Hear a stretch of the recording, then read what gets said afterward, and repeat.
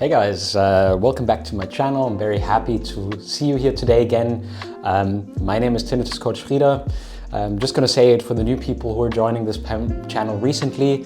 The guy who was born deaf in his left ear with a hearing aid and severe high-pitched tinnitus since 17 years this year. And in today's video, I'm very happy to be able to bring you another success story. It's been a while. We already did this interview last year, but finally I've been able to put it all together and release a success story interview where one of our long-standing community support members, Agi from Austria, shares her tinnitus story.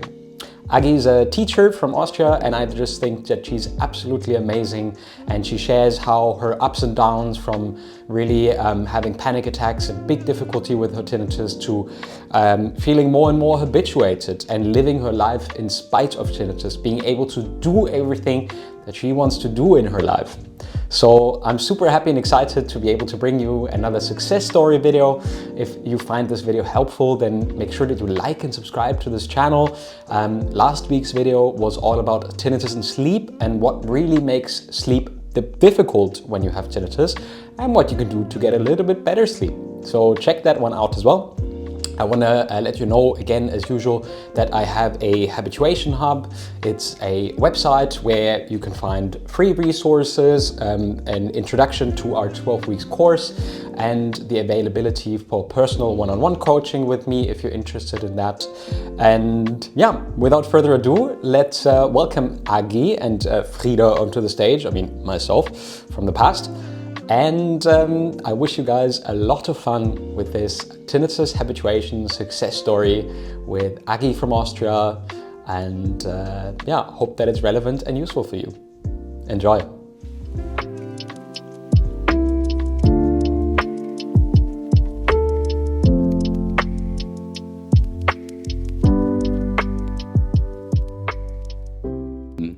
Yeah, hello and welcome back to the Tinnitus Habituation and Relief podcast. Today I'm not alone, so you don't have to bear with one of my super long monologues, but I'm super happy and excited to have one of our long-standing club members with me. Agi's not only been on the journey of the club, but she's also been on her personal journey, and she witnessed my personal story last year. So I think we know each other quite well by now, and I'm super glad and happy that Agi joined us today on the podcast here. So yeah, Agi, welcome to the podcast. Please give us a little bit of your background and introduce yourself. Hi, so I'm Agi. I'm from Austria. I'm a teacher for high school, different subjects. And I think I'll start with telling my tinnitus story. So I got tinnitus when I was 15, but I habituated to that fully until I was about 29, I think. And then suddenly, or not suddenly, but yeah, somehow I noticed that my tinnitus had gotten louder.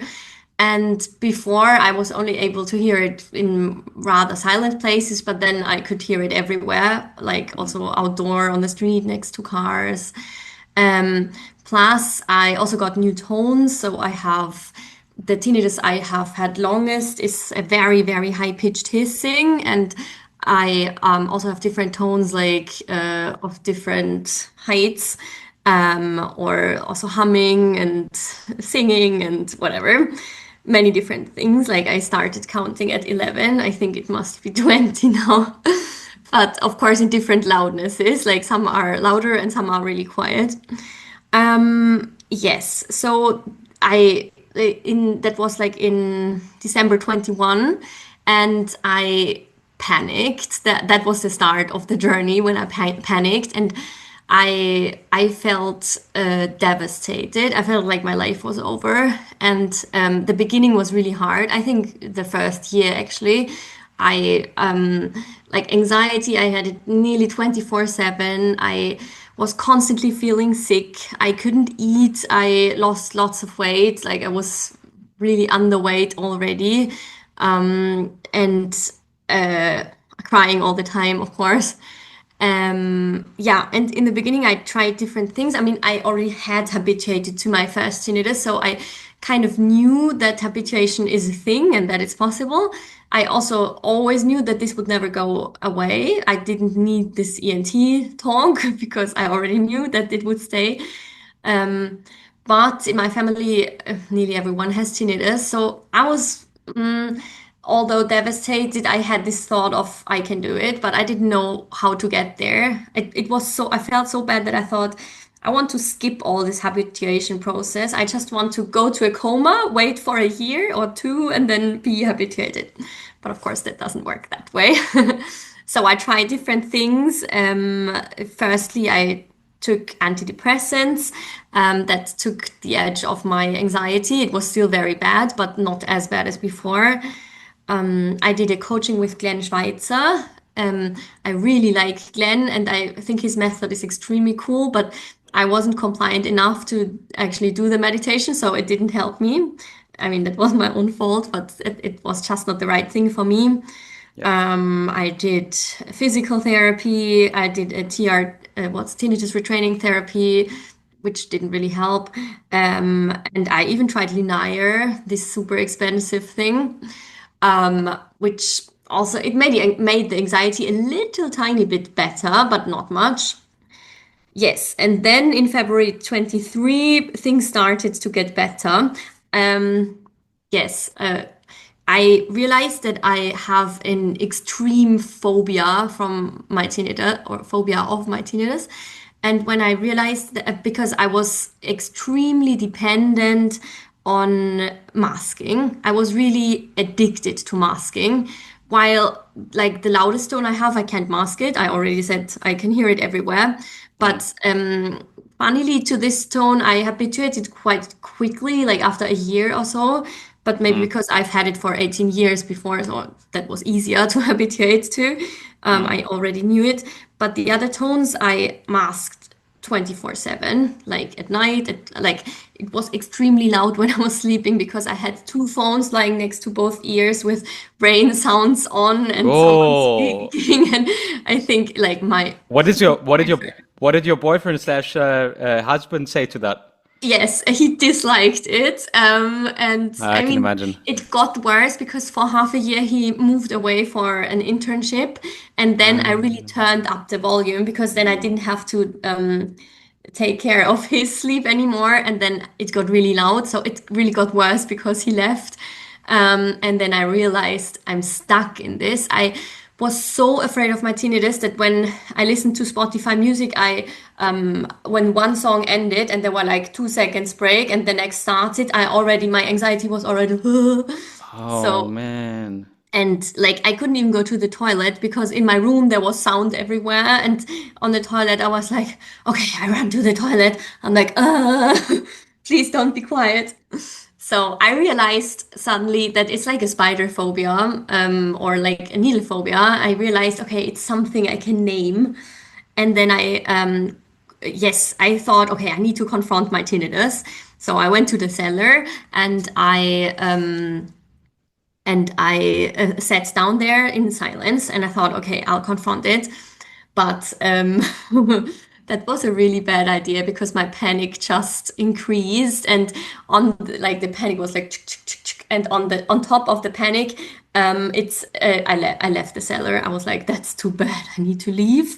Yeah, and that's of course the worst thing you can do. So I went to a therapist, and I can really recommend him because he also does like it's not one therapist; it's a group of therapists who are specialized in phobias, and they are called phobios. And in Vienna, but they also do online coachings. I have already recommended them to many people who have different phobias because he was so good. And he helped me confront the fear in a safe environment. Like he would sit with me in silence. And the important thing is to wait till the anxiety builds up and then wait longer, even if it takes an hour, till it goes a little down at least. So you'll have some kind of success experience. Yeah, and from that, I was already at the point where I felt like, okay, I can live again. I'm a human being again. But I was still not super anxious, but still anxious about my tinnitus. And that's when I think in April 24, so nearly, yeah, 2.5 years after that all started, I finally found your club. I actually don't even know anymore how I found it, but I remember joining it and being really excited about it. And that was really the last thing that I needed for my habituation. And this made me come to a point where I'm now accepting that I have tinnitus and living with it. Yeah, now I had a really long monologue, so I'll just let you talk for a while. No, no, no, no, no, no. It's like, we always like we can put a lot of stuff in words, but to like pause for a moment and feel the pain that you were going through, like we can we can just put like so much human experience of really a long time of suffering into some words.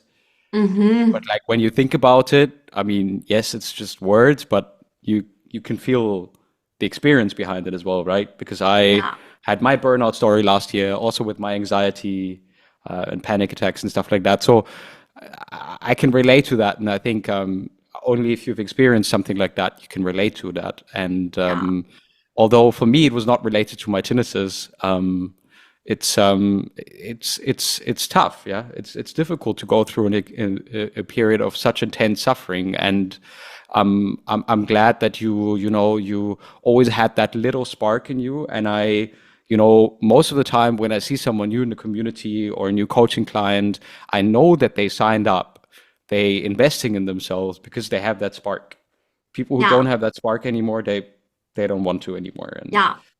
they Mm-hmm. just continue to wallow in the same pit. And to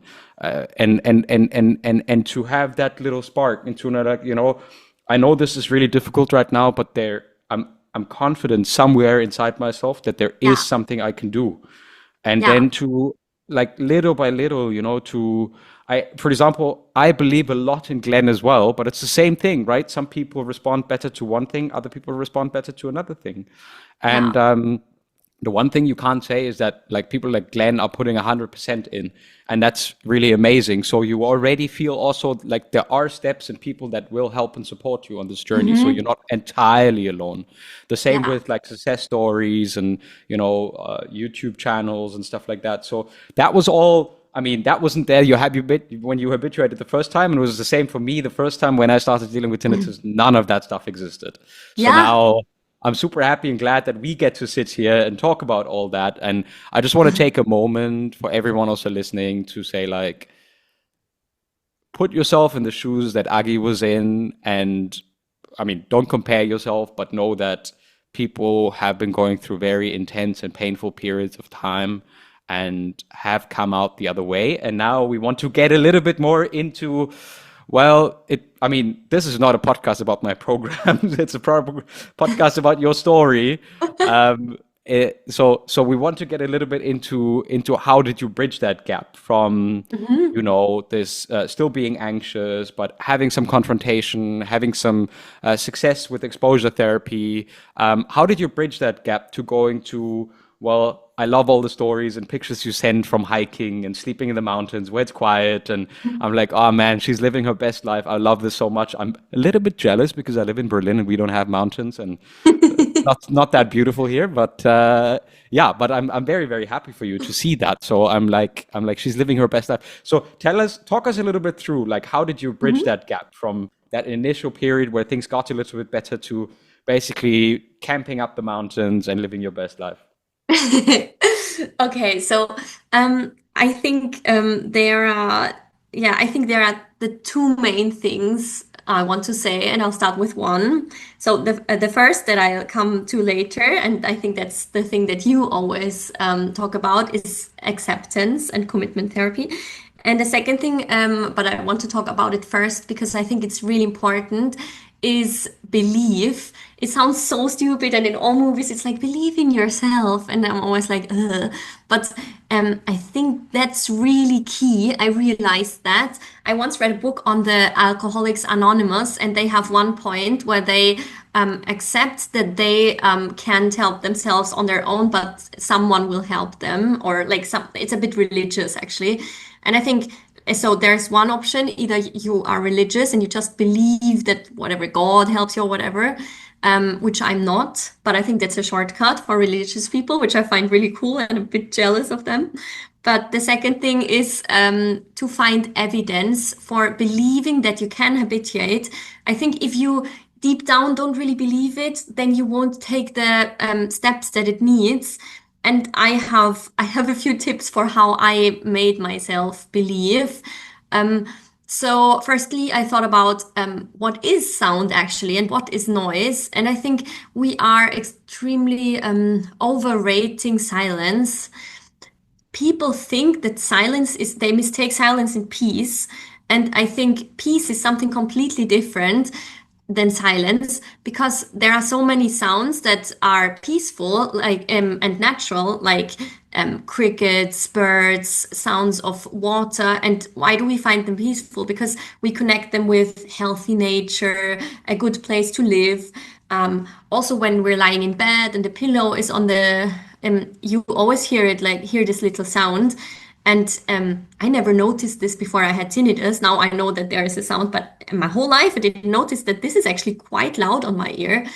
And I think we have in our Western world, we have so many sounds that have a stressful stance to it, like um, the sirens wailing. That means like there is some alarm, or advertisements. They want to have something from you, so they try to everyone is trying to get your attention. Everyone wants something from you, or also like baby crying. Of course, you need to do something. But we forget that there are so many sounds that have a positive or no meaning. And I think we somehow think, oh my God, there is a noise in my ear. I will never be able to feel peaceful again, because we know so many bad sounds. But actually, tinnitus is a neutral sound. It's it doesn't want something. Tinnitus is not like, please listen to me. The tinnitus doesn't care if we listen or not. It's just there. Yeah. And we are totally capable, as human beings, we're totally capable to feel peaceful in an environment where there is sound.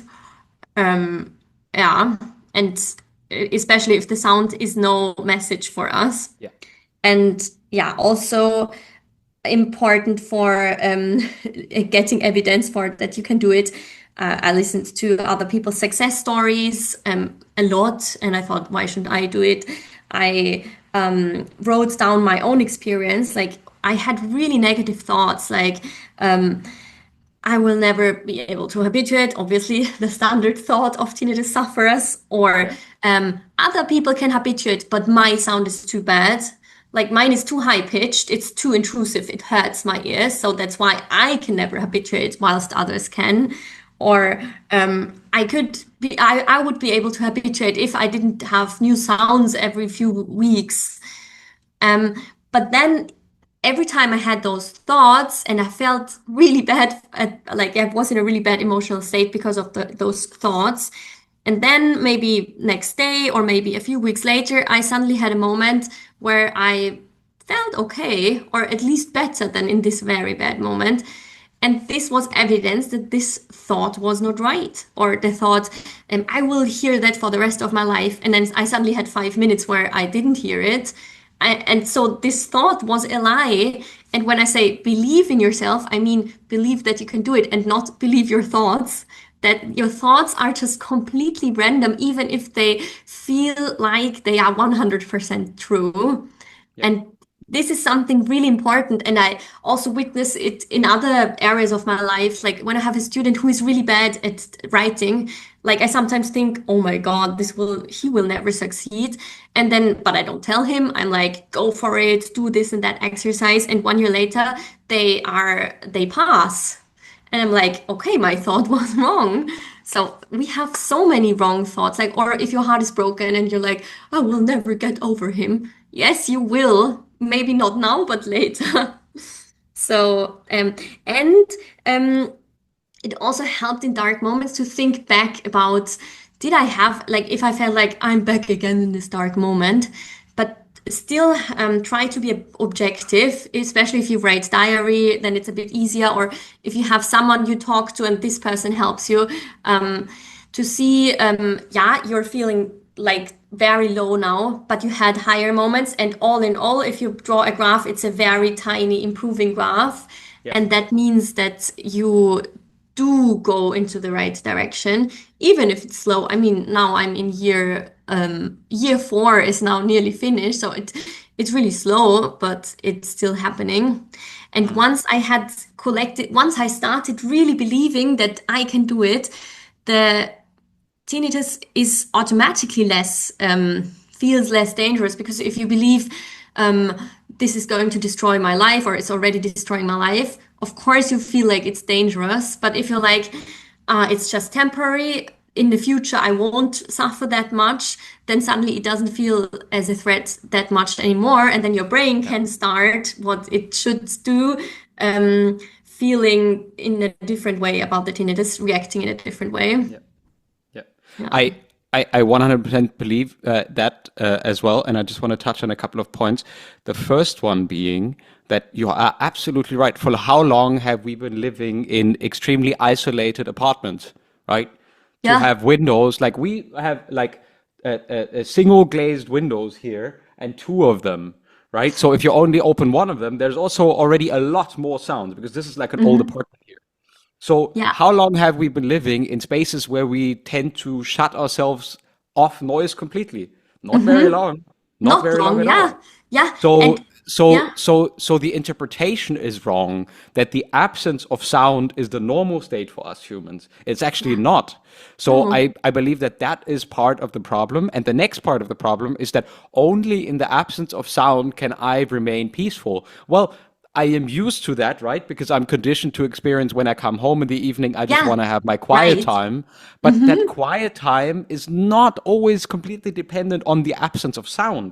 And that's Yeah. what we mistake because things change and we are conditioned to believe that that's the only space where we can feel this relaxation. But I always say people as well, right? Like when I do my meditations or something like that, like I have my tinnitus, I mean, it's always there, but I don't focus at all on it. And eventually, like my chin will drop onto my chest, and I'll be like, oh wait, okay, wait, no, I want to meditate, not sleep, and stuff like that, right? So it's and the second thing that follows out of that is that exactly what you said earlier on already, building that evidence for yourself that sometimes the thoughts are like, oh, I will never habituate, this is terrible, but then there is a little bit of evidence where you feel like, hey, wait, I just meditated and I felt really peaceful and my tinnitus was there. Yeah. What happened? So your brain starts to question your own thought pattern, and your brain is like, wait, well, maybe all of those thoughts are not completely right, or at least not all of the Yeah. time. And then there's some spillover effect where the more self-efficacy you feel, right? What you said, believing in yourself, feeling self-efficacy, so that you Hmm. can feel like you have more control over your response, not over the tinnitus, because Yeah. this is the That's so main thing. important. That's the main thing where we go wrong. We believe that we will never get better as long as we perceive the sound. But Yeah. the problem that we have is not the sound, it's our emotional reaction to the sound that is the Yes. problem. But that's Yes. like the cycle that we have to break to realize that that is a physiological perception of tinnitus and then the psychological suffering that comes from it because we believe the world should be different. And of course, Mhm. like anything like depression, anxiety always come from our Yeah. worldview being not congruent with what there actually is. And Correct. one final thing, and this is so important, and I saw you make that realization very slowly, but I saw that you made that transition from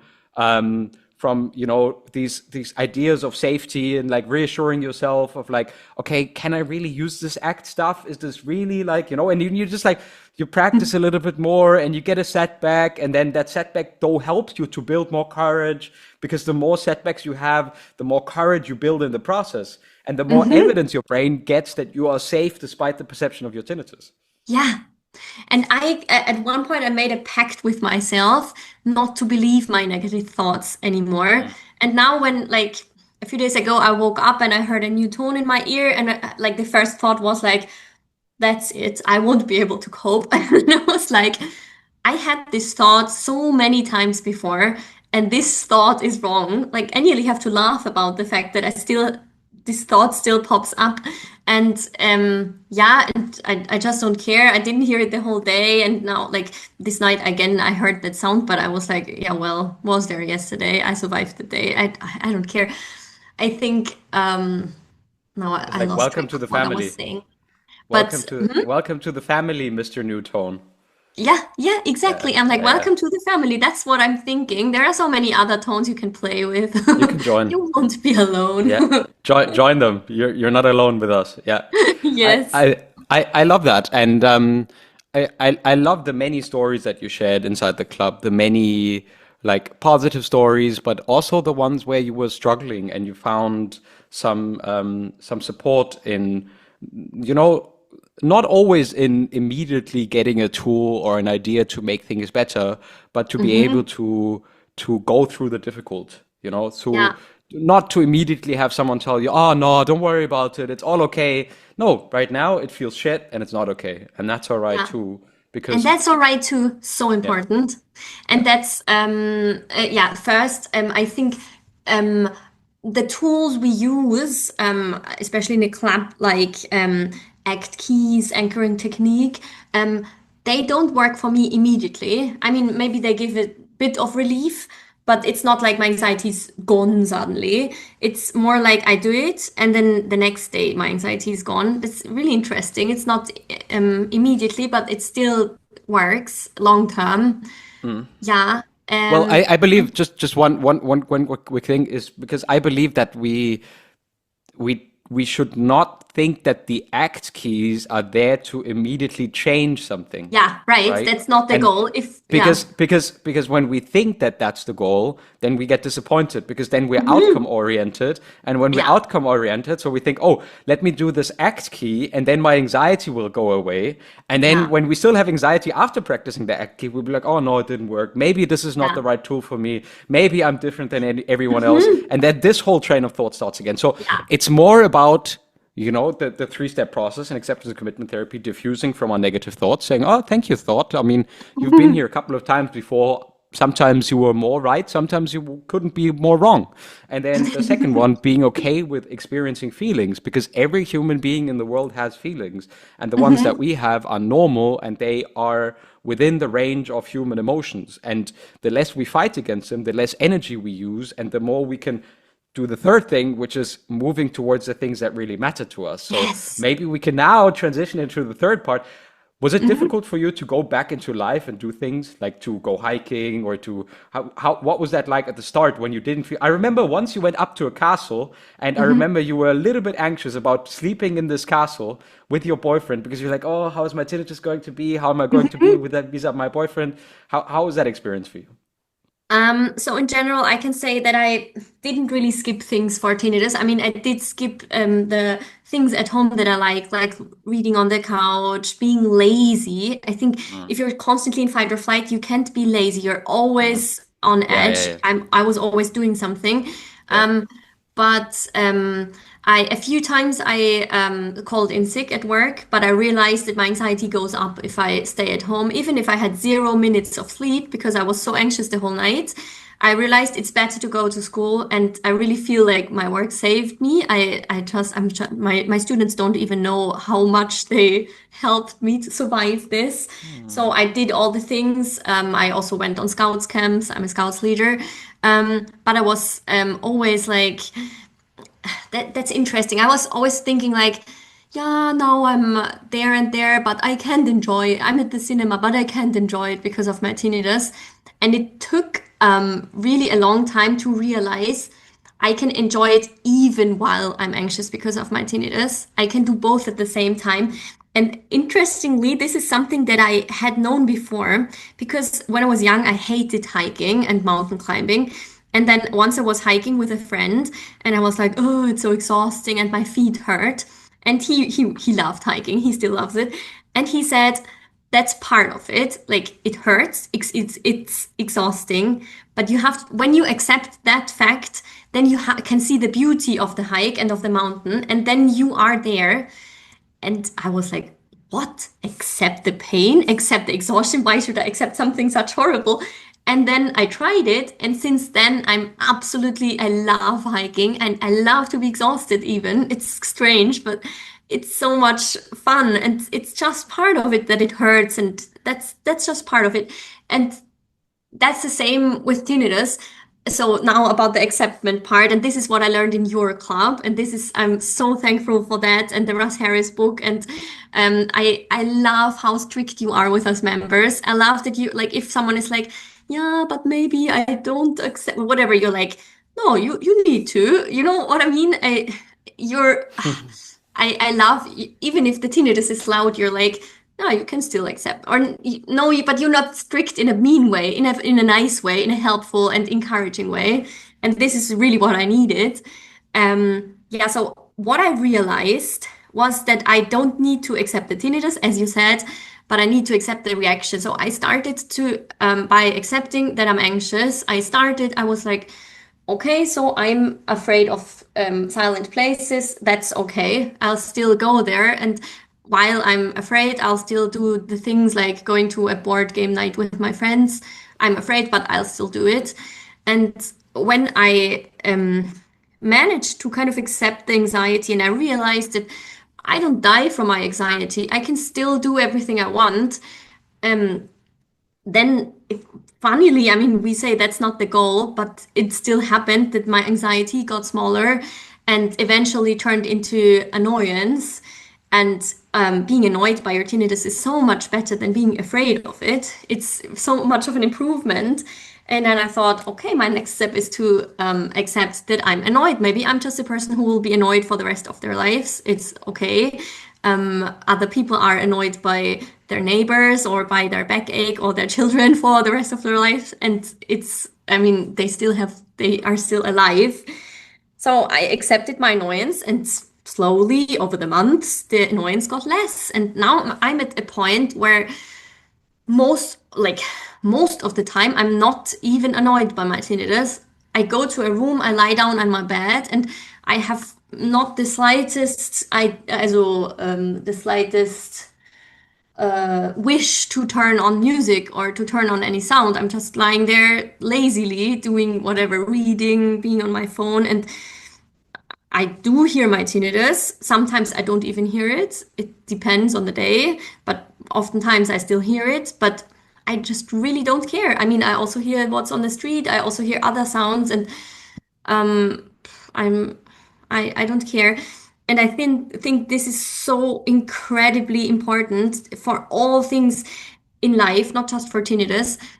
You can have negative emotions, and this is not bad. You don't have to get rid of them to go on with what you actually wanted to do. That's fine. You can be extremely nervous before you talk to people, and you still talk to people whilst being nervous. That's okay. Or you can be really afraid of getting a vaccination, and yes, it hurts. Not very much though, but it does. But that's okay. You can still go there. Yeah, and this is the most important thing, and it's one of the realizations. And for me, when I was in the clinic last year, having that burnout and diagnosed depression, burnout, anxiety disorder, whatever, right? Whatever you get thrown at, like categories to Yeah. describe your symptomatic behavior.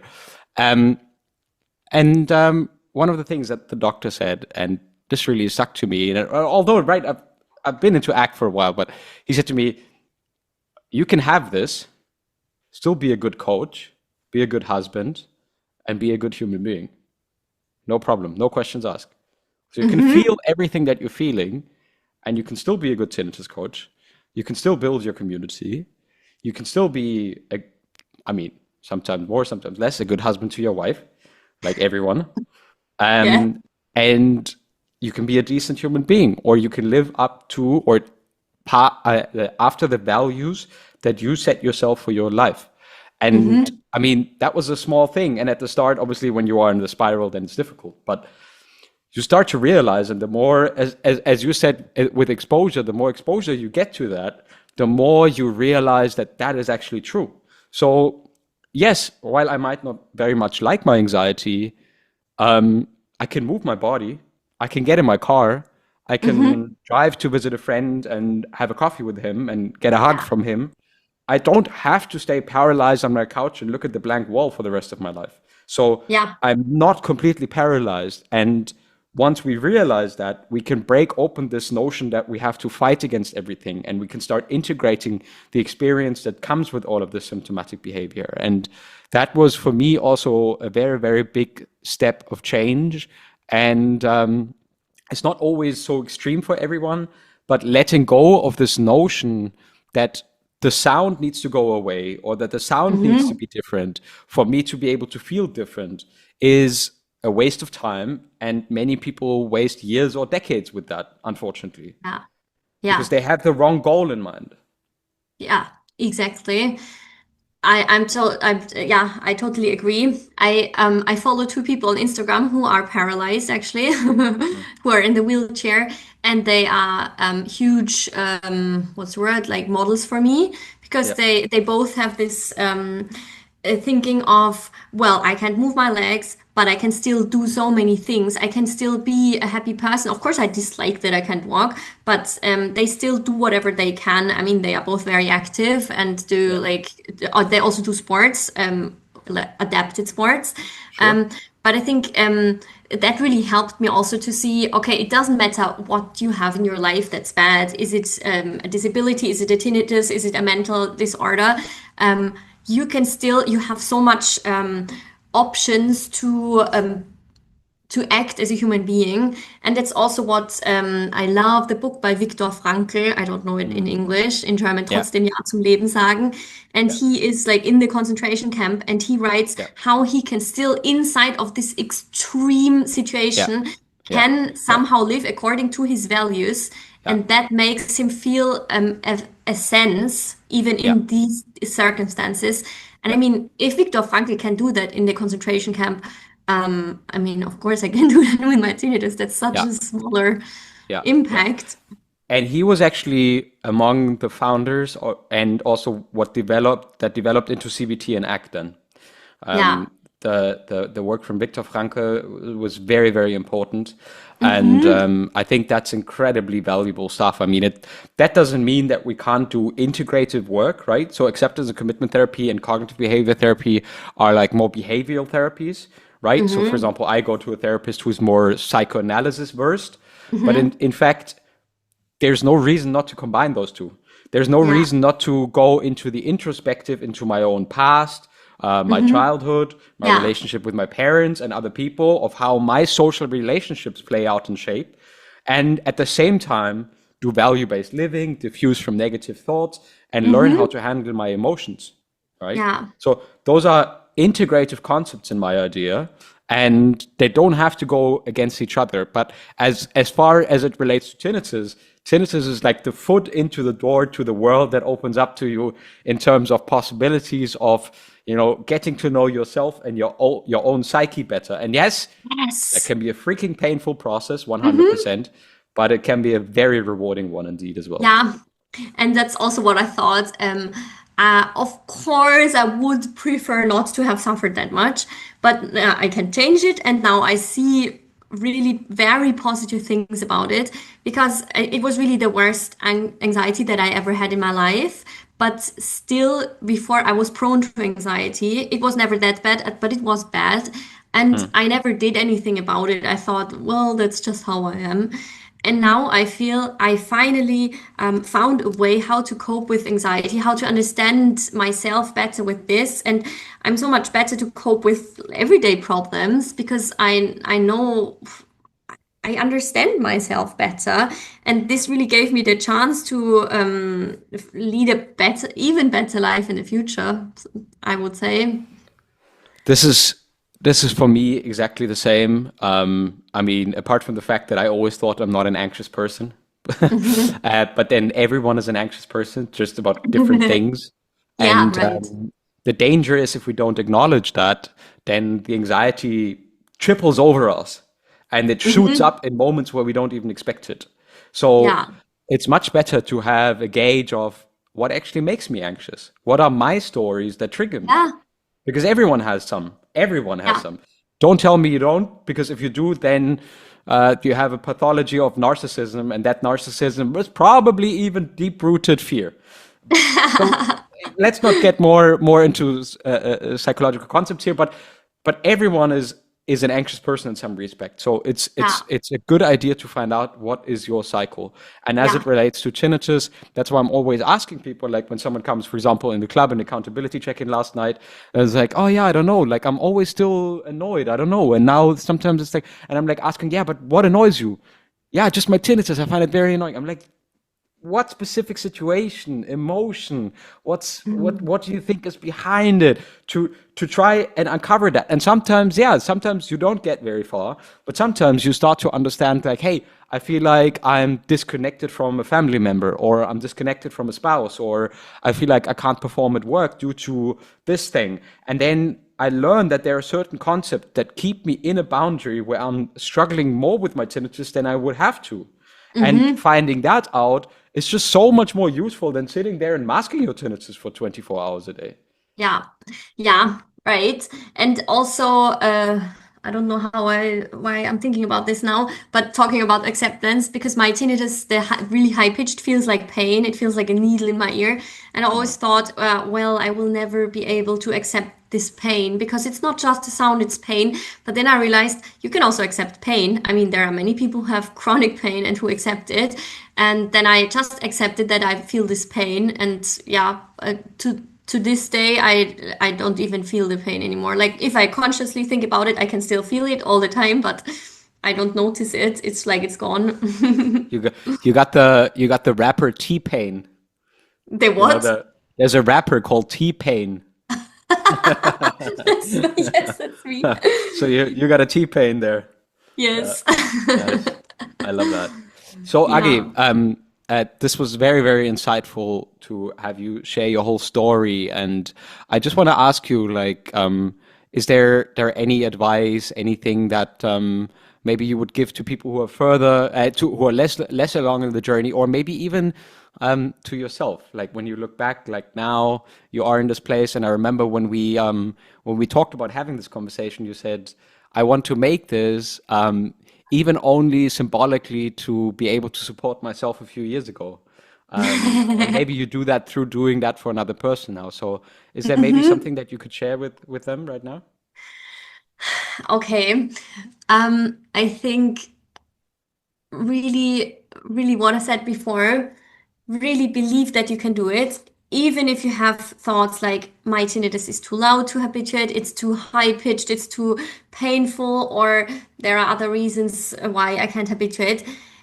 These thoughts are not true, and you don't have to lose anything to lose if you believe in yourself. It's not like there could be something bad happening because you wrongly believed. That's not possible. It's um believing is better, even if it's hard to believe. And the second thing is, um don't don't give up if it doesn't go quickly. That doesn't mean that it doesn't work. And of course, it's hard in the beginning because it's so extremely exhausting and you're just so tired by all these mental things. But it takes its time, and you can speed it a bit up by being very compliant, doing the exercises, which I wasn't, was a bit lazy. I think it would have been a bit faster if I did it like every day.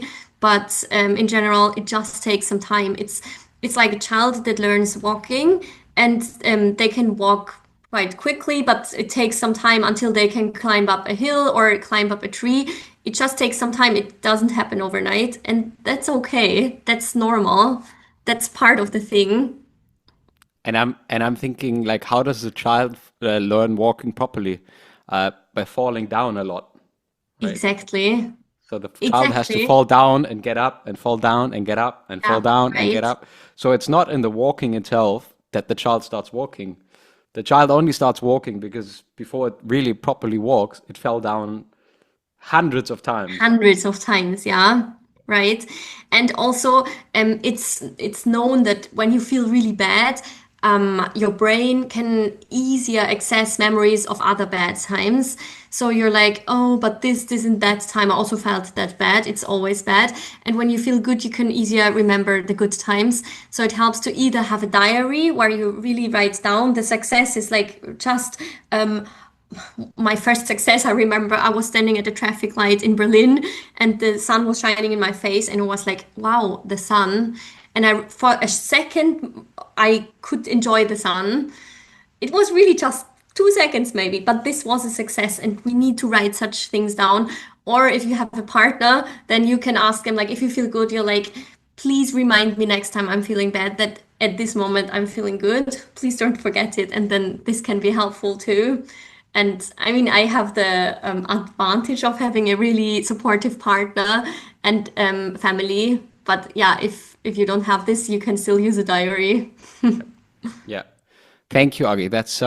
That's very wonderful. And I would like to thank you from the whole tinnitus community for taking the time out of your busy schedule today, because I know you're also going on holiday and have a lot to prepare probably for that. So thank you very much for taking the time to come on to the show today. We would love to have another interview in a year or two. We'll see. And then we'll do another catch-up story and see how everything has been progressing. So thank you so much for your time and for being here and for sharing your story. It's been wonderful. Thank you. Thank you very much. Yeah, so that was the interview with our community member, Agi. I hope you guys enjoyed this video as much as I enjoyed recording it together with Agi. If you did like and enjoy it, then consider subscribing to this channel to get frequent videos every Friday on your tinnitus habituation journey. If you want more support, including my free 4-day email habituation introduction course, then go to habituate.online. And if you're interested in joining this very same community that Agi is speaking about, then visit us at www.mytinnitus.club. I hope that you enjoyed this video. I hope that it gives you hope and inspires you on your tinnitus habituation journey. And I wish you all the best, and I'll see you next Friday. Thank you for watching.